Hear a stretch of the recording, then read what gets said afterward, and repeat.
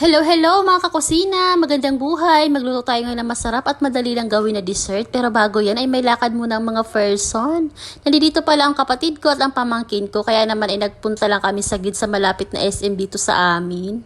Bumili lang kami dito ng rubber shoes ni Lara kasi magpapasukan na. Civilian muna sila kaya rubber ang binili ng mama niya. At pinaglaro na rin namin sila para banding na rin bago magpasukan si Lara. At binilan na rin namin sila ng mga laruan.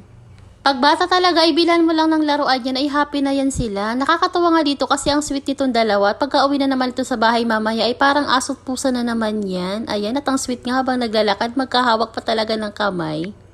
At sa mga oras na yun, ay pauwi na nga rin kami ng bahay. Naglalakad na kami palabas ng mall. Isang sakay lang naman kami mula dito sa bahay kaya malapit lang din. At pagka uwi nga ng bahay, ito gagawin naman natin itong napakadali lang na dessert at napakasarap. Gagamit tayo dito mga kusina ng fudgy bar at milk custard nga itong gamit ko na flavor. Ayan, at balatan nga lang natin ito yung 6 na piraso. Pagkatapos natin balatan itong mga fudgy bar mga kakusina, ay pipit-pitin lang natin ito. Wala kasi akong extra gloves dito sa bahay. Kaya naman itong pangpitpit ng bawang ang ginamit ko.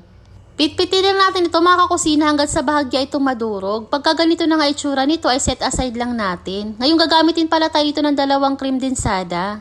Kahit anong brand ay pa pwede natin gamitin. Ibuhos lang natin dito mga kusina itong 2 malaking can ng cream densada. Tapos ay mixan natin ito ng mabuti hanggang sa makita natin na wala na talaga itong buo-buo. Sinisimot ko pa ngayong lata ng cream densada mga kusina kasi naman ay napakamahala ng bilihin ngayon. At pagka okay na, iset aside na natin. Ngayon magbe-melt naman tayo ng sugar dito. 1.5 kutsara ito. Pwede rin tayo gumamit dito ng Llanera.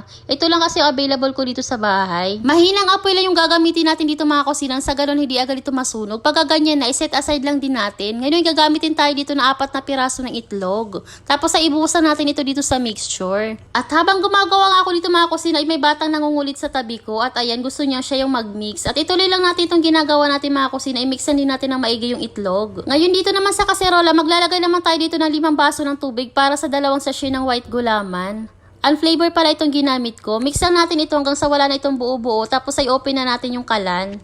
Haluin lang natin ito mga kusina at pagka kumukulo na nga ito, isa ka na natin ibubuhos itong ating mixture at patayin natin yung apoy. Dahan-dahan lang din ang pagbubuhos ito at panay din tayo ng halo. Pagkalagay ko nga ng mixture mga kusina, binuksan ko ulit yung kalan dyan for about 2 minutes lang.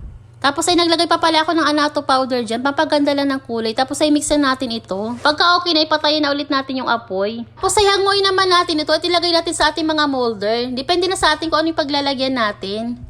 At kapag lumamig na nga ito at nag-set na, ilagay natin ito sa ref for about 30 minutes to 1 hour. Makalipas nga 1 oras ay ito na yung ating ginawa. At eto na nga mga kusina, kung isa ka nga sa pumapalpak sa paggawa ng leche flan, ay subukan mo itong dessert na to. Talaga namang hindi ka papalpak at napakadali lang. At konti lang din yung mga ingredients na kakailanganin natin dito. Tikiman tayo mga kusina, napakasarap na nito at napaka-creamy. Aakalain mong may halo itong fudgy bar. Kung wala ka pa ngang maisip na dessert, ay subukan mo na ito. At kung nagustuhan mo ang video na to, huwag kalimutan mag-like and follow. Marami pong salamat sa inyong panonood. God bless!